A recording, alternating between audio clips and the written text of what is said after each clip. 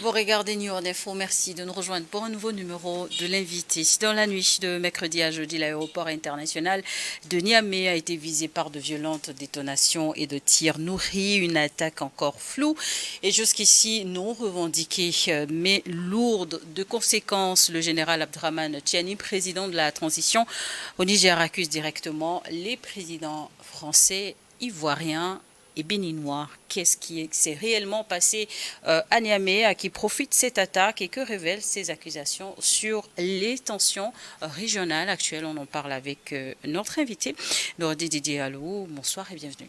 Bonsoir Charlotte Guézéré, merci pour votre invitation. Et merci de l'avoir accepté 2 jours après l'attaque à l'aéroport de Niamey. Que sait-on avec certitude à ce stade sur ce qui s'est réellement passé dans la nuit du 28 au 29 janvier? Bon, effectivement, dans la nuit du 28 au 29 janvier dernier, des individus armés qualifiés de mercenaires ont lancé une attaque coordonnée contre la base aérienne 101 située dans l'enceinte de l'aéroport international du Riamane. La base 101, c'est ça qui est communément appelé à Niamey l'escadrille.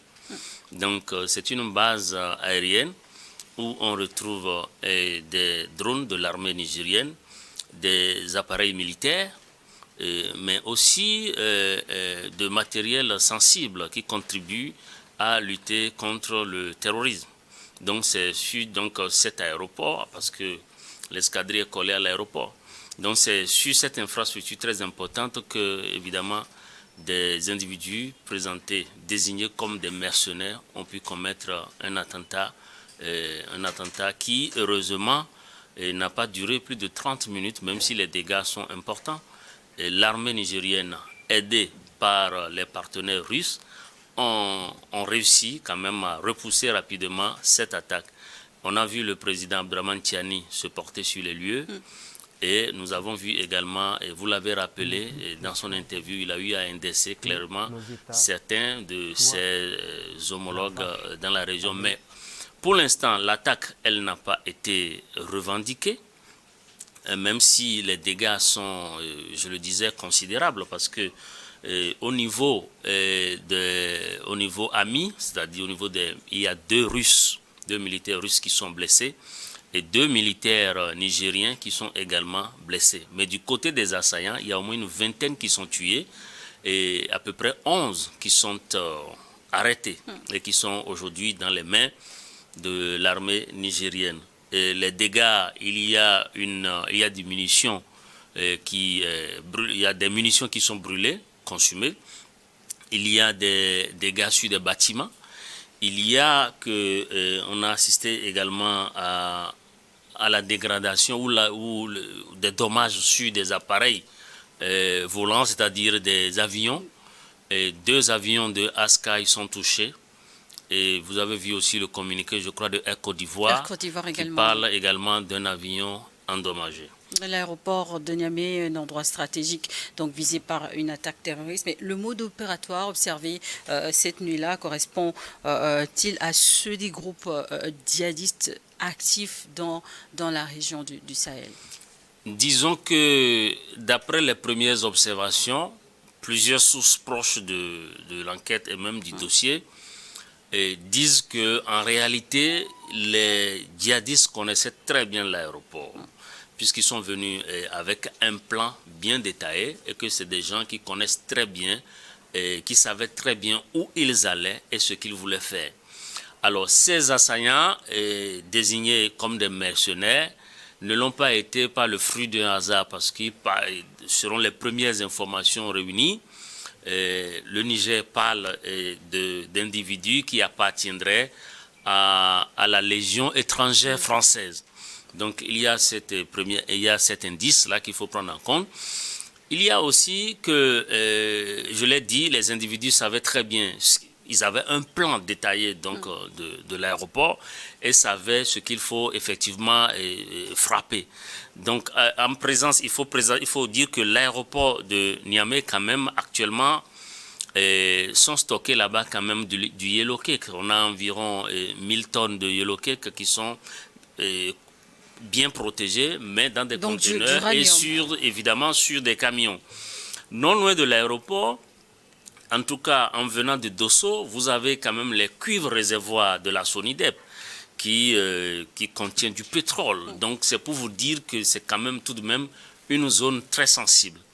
L'objectif recherché principalement par les assaillants ici, c'est de pouvoir détruire les drones de l'armée de l'air, parce que aujourd'hui, si les pays de l'AES connaissent un succès ou génèrent des résultats de l'impact positif en matière de la lutte antiterroriste, c'est grâce notamment aux drones. Donc l'objectif, en tout cas apparemment de ces assaillants, est de détruire la base des drones. Parce que donc infliger un coup dur à l'armée infliger un coup dur à l'armée et réduire ses capacités opérationnelles. Je pense essentiellement que c'est ça. Et puis évidemment, tout en détruisant ces aéronefs, ces drones, s'ils arrivent à toucher justement et à faire exploser des conteneurs de l'uranium, du yellow cake, vous voyez un peu l'uranium qui est, voilà, la radioactivité qui pourrait en découler. Donc je pense qu'il faut féliciter les forces nigériennes avec leurs partenaires russes qui ont pu promptement réagir. Et notons que les assaillants sont venus à moto, ce qui est une marque de fabrique ou un mode opératoire des groupes djihadistes et terroristes qui circulent dans la zone, notamment le Jenim. Le Jenim qui est, si vous voulez, une filiale de Al-Qaïda au Maghreb. Voilà. Et puis vous avez également l'ISGS également. Mais si on regarde le mode opératoire, parce qu'ils sont venus à moto, ensuite ils ont éteint les phares et que l'attaque n'a duré que quelques 20 ou 30 minutes. Quand vous regardez ce mode opératoire, il ressemble beaucoup. Et on retrouve d'ailleurs ce mode opératoire au sein des deux groupes, hein, que ce soit le Jenim ou le ISGS. Mais il faut remarquer que ces derniers temps, le Jenim a beaucoup fait parler de lui, et que ce soit dans les attaques qu'on a pu observer au Bénin, au Burkina, au Mali. Donc probablement, peut-être que... Justement, des analystes se rapprochent de cette attaque à celle ayant visé en septembre 2024 l'aéroport international de Bamako, l'aéroport international Modibo Keïta donc de Bamako, où l'avion présidentiel avait également été touché. Mais quel lien peut-on établir entre ces deux faits? Le lien d'abord, c'est de pouvoir semer tout de même la terreur. Ça, c'est clair. C'est des attentats terroristes dans les deux cas. Ensuite, les deux attaques ont ciblé des bases aériennes. Ça, il faut quand même faire cette observation. Les deux attaques ont duré moins d'1 heure de temps. Et troisième chose, à Bamako, le 17 septembre 2024, vous l'avez rappelé, des avions civils ont été touchés. Et des civils et militaires. Mais ici, les attaques d'avant-hier au Niger, c'est des avions civils qui ont été touchés. Donc, dans les deux cas, effectivement, et puis de l'autre côté, c'est le Jenim qui a fait la revendication. Ici, il n'y a pas encore de revendication. 2 jours après, donc les faits, aucune revendication. Il n'y a en tout cas... Justement, l'absence de revendication permet-elle, selon vous, d'orienter des pistes d'enquête ou au contraire compliquer l'analyse? Peut-être que dans les jours à venir, on verra surgir donc des indices ou des faits, en tout cas dans l'enquête, qui montrent que effectivement c'est soit le Jenim ou autre organisation. Mais dans l'un ou l'autre des cas, c'est un attentat terroriste qui a été perpétré sur une infrastructure aéroportuaire qui est quand même aujourd'hui une infrastructure très importante pour le Niger. Le Niger étant un pays sahélien, et vous savez que la frontière entre le Bénin et le Niger est fermée. Et donc aujourd'hui, c'est l'aéroport international d'Yuri Amani qui dessert beaucoup le Niger. Donc si les djihadistes arrivent à rendre non opérationnel cet aéroport, vous voyez que c'est un handicap sérieux pour le Niger. Donc je pense que l'objectif des djihadistes aussi, c'est de montrer qu'ils arrivent quand même à venir donc à Niamey et à pouvoir faire des frappes. C'est pour évidemment afficher une image, si vous voulez, des gens qui n'arrivent pas suffisamment à sécuriser le pays et par rapport donc au gouvernement nigérien. Mais c'est tout faux. Vous avez vu que effectivement l'armée a été prompte dans sa réaction, aidée par les Russes. Et même la population, vous avez vu quelle a été la réaction de la population, en tout cas de la capitale.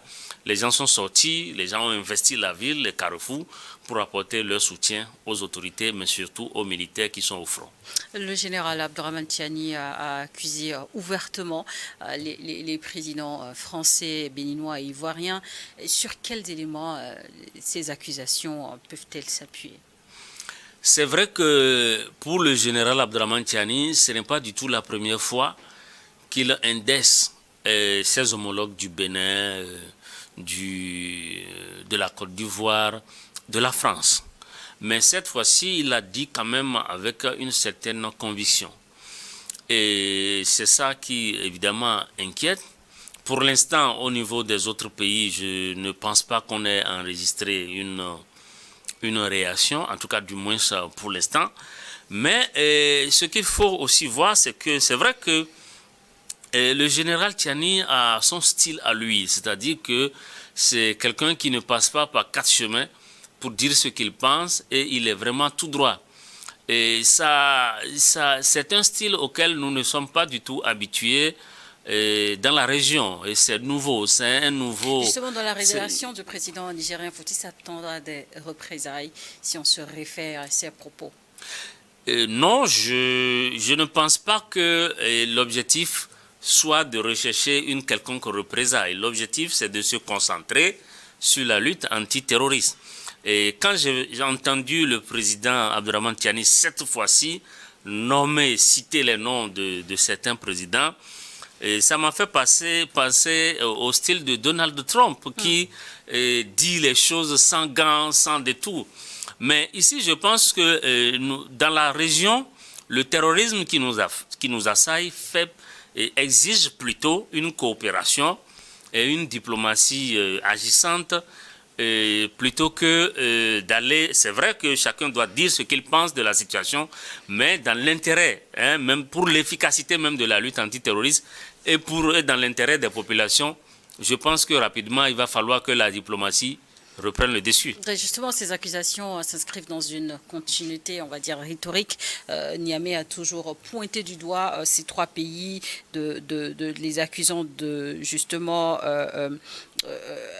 soutenir des tentatives de déstabilisation, pas qu'au Niger, mais également dans l'AES dans son ensemble. Quelles conséquences ces déclarations peuvent-elles avoir sur les relations diplomatiques déjà très tendues, notamment avec la Côte d'Ivoire et le Bénin?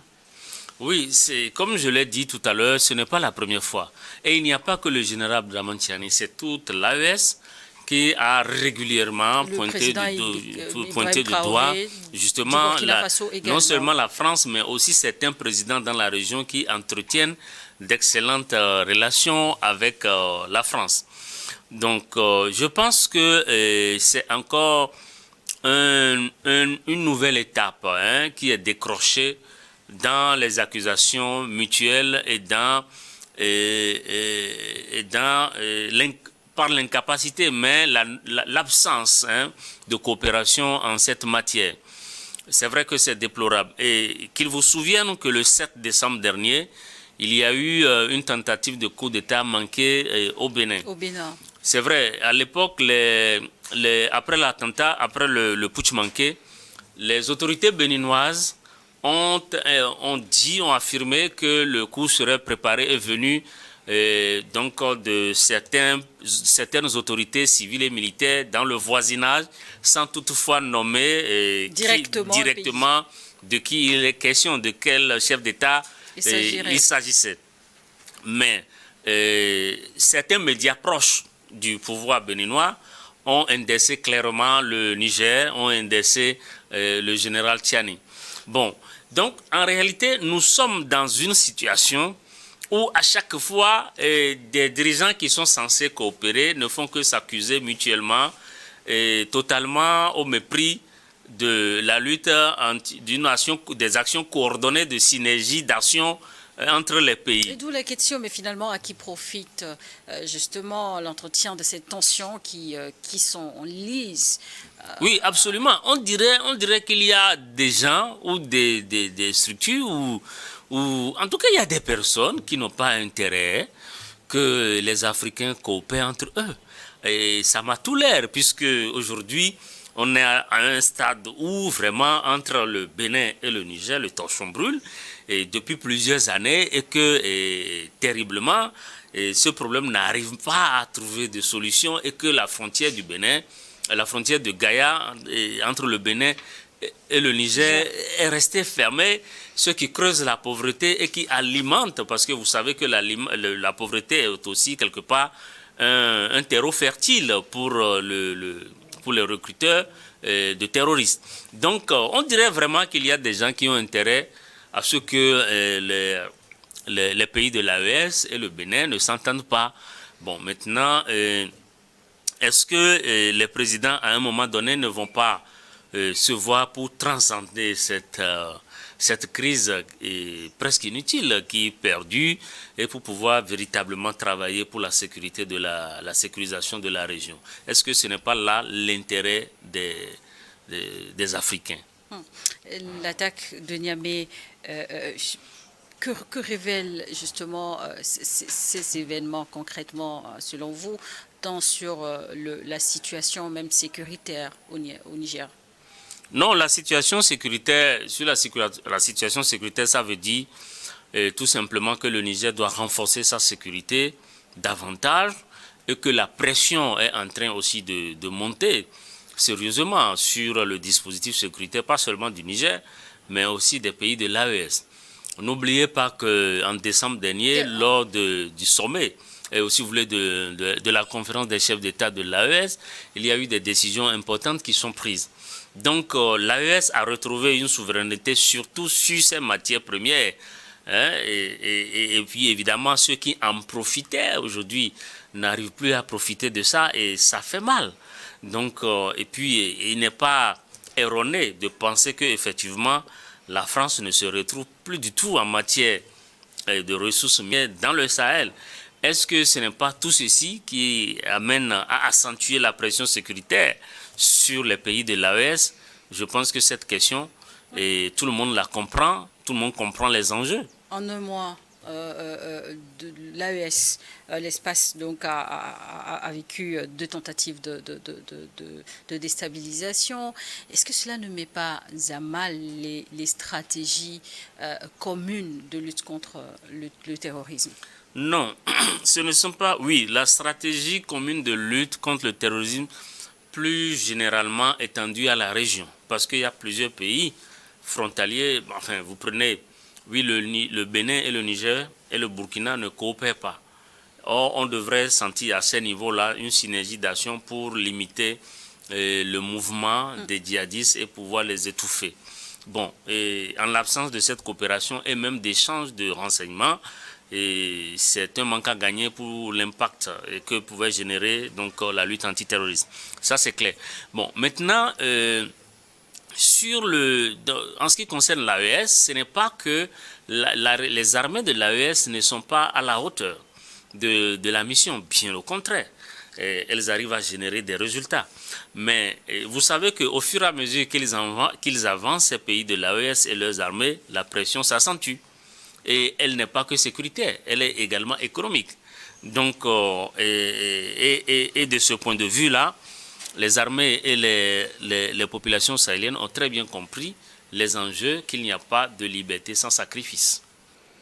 L'aéroport de Niamey au Niger, donc, qui a subi un attentat terroriste dans la nuit du 28 au 29 janvier dernier.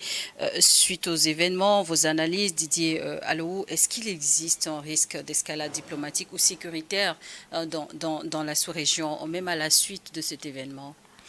Oui, escalade diplomatique, oui, puisque aujourd'hui, avec justement la dénonciation du général Tiani, et ça va certainement approfondir donc les distensions. Déjà que entre le Bénin et le Niger, il n'y a plus de relations diplomatiques. Et les relations non plus ne sont pas au beau-fixe avec la Côte d'Ivoire. Déjà avec la France, c'est clair, il y a une rupture claire et nette, sans ménagement. Bon, maintenant, oui, bien sûr, mais risque sécuritaire, pas du tout. Risque sécuritaire, pas du tout. Les armées vont continuer à travailler à sécuriser les pays, mais le risque, quand même, terroriste, il est permanent. Aujourd'hui, les Africains, les États africains vivent avec. Donc, il faut s'attendre à tout moment à des frappes, et partout d'ailleurs. Donc, voilà pourquoi il vaut mieux qu'on plaide pour que les pays puissent, à un moment donné, enterrer la hache de guerre, se regarder en face et travailler pour que, effectivement, le mal soit profondément traité. Au Niger, y a-t-il donc est-ce que cette attaque peut-elle servir de justification, par exemple, un durcissement du pouvoir ou de la prise de nouvelles mesures sécuritaires? Oui, de nouvelles mesures sécuritaires, évidemment que c'est nécessaire parce que à chaque fois il faut monter le niveau. Ça veut dire que les djihadistes, enfin les terroristes, les mercenaires, aidés par ceux qui éventuellement les sponsorisent, et ne vont pas s'arrêter parce que c'est une question de suivi pour les instigateurs, notamment les impérialistes. Donc, comme ils n'ont plus accès aux ressources, vous avez vu un peu ce qui s'est passé, comment les États-Unis traitent le pétrole vénézuélien. Vous avez vu aujourd'hui les nouveaux défis diplomatiques auxquels le monde est confronté, la question du Groenland, la question de l'Iran, etc. Donc aujourd'hui, beaucoup de pays dits de droits de l'homme, dits qualifiés de grande diplomatie, ne ménagent plus, outre mesure, le droit international. Donc c'est des gens qui jettent leur dévolu tout simplement sur les pays où ils peuvent avoir ce dont ils ont besoin. Donc dans ce contexte, oui, effectivement que dans nos pays, nous devons augmenter le maximum possible le niveau de sécurité. Et ça ne peut pas se faire sans les populations. Donc les populations doivent aussi coopérer en cette matière. Justement, parlant de population au Mali, au Burkina comme au Niger, les populations se montrent à chaque fois solidaires après des attaques ou des tentatives de déstabilisation. Comment expliquer cette posture selon vous? Oui, et il y a une chose qui est fantastique dans l'AES, c'est la population. Parce qu'aujourd'hui, l'essentiel de la lutte, elle est portée, même soutenue par la population, parce que les populations ont compris l'utilité et la nécessité de cette lutte. Et sans doute qu'elles ont compris aussi que la vraie liberté, comme je l'ai dit tantôt, elle n'a pas de prix. Donc tous les jours, les attentats font des morts, font des dégâts, mais malgré tout, les populations de l'AES se relèvent et avancent et ne laissent aucune place au doute, aucune place au reculement. Donc, je pense que c'est des populations à féliciter. Mais justement, la particularité ici, cette solidarité exprimée vis-à-vis de régimes militaires qualifiés à l'extérieur ou à l'international de junte. Oui, mais vous savez que l'expression junte, elle est venue des médias que vous connaissez et des responsables que vous connaissez. Donc, les autorités de l'AES ne sont pas du tout des jeunes. C'est vraiment des gens qui ont une légitimité. Et puis, figurez-vous que ces autorités militaires-là, bien que certains les qualifient de jeunes, sont même plus légitimes au vu de leur population. Parce que les populations les soutiennent. Et c'est déjà ça. D'autres tentent de faire des élections sans être en réalité légitimes. Donc, je pense que le mot légitimité ne doit pas être utilisé à tort et à travers ou galvaudé. Donc je pense que les autorités de l'AES font une avec leur population et c'est le plus important. Et dans ces conditions, peut-on croire que ce serait peut-être difficile qu'un des trois régimes actuellement au pouvoir au Mali, au Burkina ou encore au Niger subissent un renversement parce que les populations se montrent solidaires vis-à-vis d'eux? Oui, mais justement, les pouvoirs de l'AES ont appris désormais à vivre avec le risque. Donc, le risque, il est palpable, il est permanent, à l'image des nombreuses tentatives de déstabilisation auxquelles on assiste, que ce soit au Mali, au Burkina et puis au Niger. Donc, bon, le Niger un peu moins, le Niger beaucoup moins que les deux autres pays. Parce qu'on n'a pas souvenance que depuis que le président Abdraman Tiani est là, qu'il y ait eu une tentative en tant que telle de renversement. Mais dans les autres pays, on a vu que des militaires même qui sont membres fondateurs des instances dirigeantes de ces pays ont essayé de renverser. Donc je pense globalement que oui, l'AES vit désormais avec le risque et ils en ont conscience et que c'est cette conscience et la détermination de la population, le soutien de la population qui constitue les carburants de la lutte. On peut terminer. Tentative d'attaque terroriste donc, à Niamey, donc, ayant visé l'aéroport de Niamey au Niger, un bilan matériel et humain important quand même à souligner. Quel scénario pour les prochaines semaines suite à cet événement? Je pense à un durcissement des mesures sécuritaires et à un enlisement des relations diplomatiques avec évidemment les pays nommés par le général. Les pays nommés par le général Abdraman Tiani, c'est les deux scénarios les plus plausibles. Dans l'entente aussi d'une éventuelle revendication qui pourrait aussi orienter les enquêtes. Oui, si une revendication vient, ça faciliterait l'enquête, mais et même en l'absence de revendication, ce qui est clair, les indices sont présents. On sait désormais, en tout cas avec les premières observations, les premières analyses, qu'il s'agit de mercenaires et surtout de membres de l'armée étrangère française. L'armée étrangère française est une armée qui est très vieille puisque elle a été créée par Napoléon. Et puis c'est une armée qui est constituée essentiellement d'étrangers, mais qui est consacrée justement à ces genres de boulot pour donner l'impression qu'il ne s'agit pas des militaires français à proprement dit. Merci Nordine Diallo, merci d'avoir accepté notre invitation. C'est moi. Merci à vous également de nous avoir suivis dans l'invité du jour.